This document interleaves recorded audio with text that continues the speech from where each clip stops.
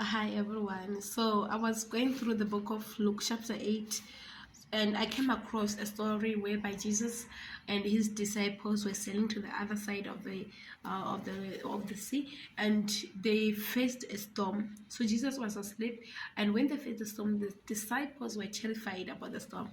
They were afraid, but there's something that they didn't understand. They were having Jesus, but they were so terrified, and to the extent of asking God, why are you letting us to perish? Sometimes we do not need to ask God, why are you perishing? Because he said he'll never leave you. He said he's with you. So sometimes the situations that come in your life, they have to glorify God. Because if the storm hadn't come, they were not going to see the power in Jesus. They were not going to see what God can do. So the situation that you may face, remember the situation of Lazarus. Jesus waited for Lazarus to die.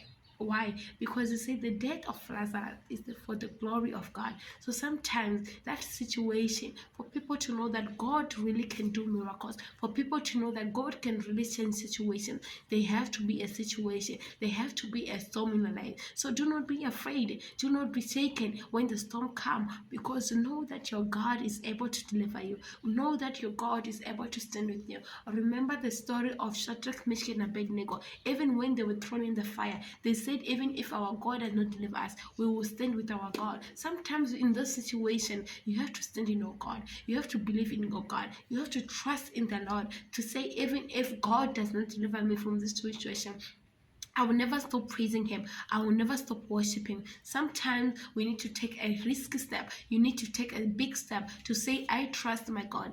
These boys, when they thrown in the fire, they were not afraid. They said, throw us in the fire. And when they were thrown in the fire, there was a fourth man in the fire, which was Jesus Christ. So in your situation, there is a fourth man, which is Jesus Christ. So do not be afraid. Do not be shaken. Of course, we have challenges. Of course, we face situations. But all I'm saying is, just hold on to God. He is able to change the situation. Thank you.